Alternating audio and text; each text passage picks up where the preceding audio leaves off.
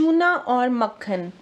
एक दिन बादशाह अकबर ने एक नौकर को दीवार से गिरा हुआ चूना उठाकर बाहर फेंकने का आदेश दिया। कार्य की अधिकता होने की वजह से वह बादशाह के आदेश का पालन नहीं कर सका।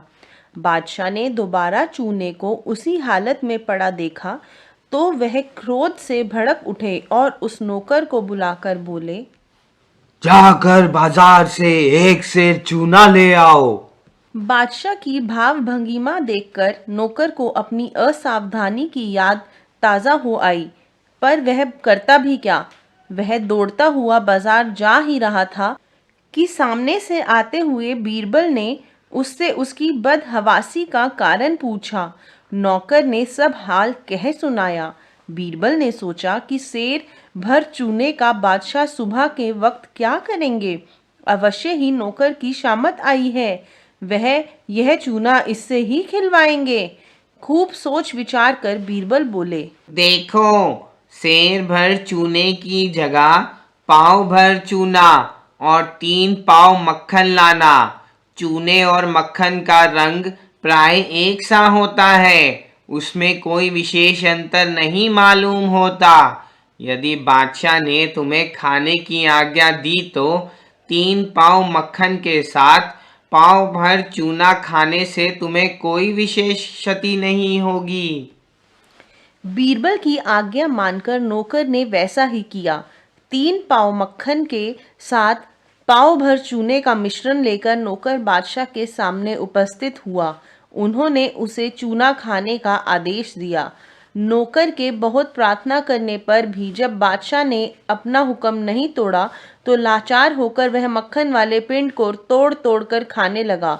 बीच बीच में वह कुछ तकलीफ का बहाना करता जाता था कि शायद बादशाह द्रवित होकर अपना हुक्म वापस ले लें।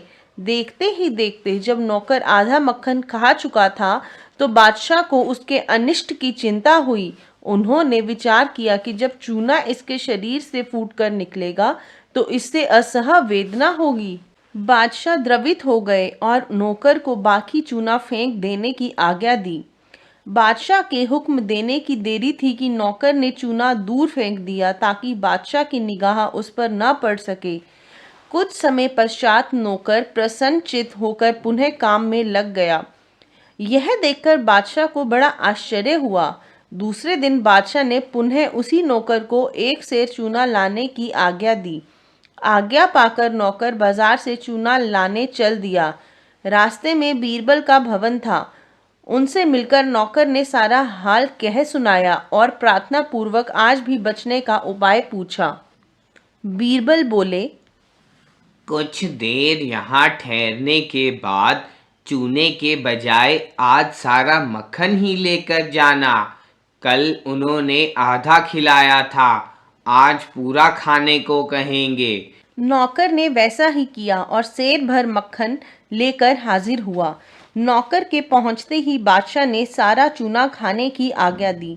नौकर ने कुछ ऐसा भाव बनाया जिससे मालूम हो कि उसे चूना खाने पर बहुत कष्ट होगा, परंतु बादशाह ने एक न सुनी और नौकर ने मक्खन खाना शुरू किया।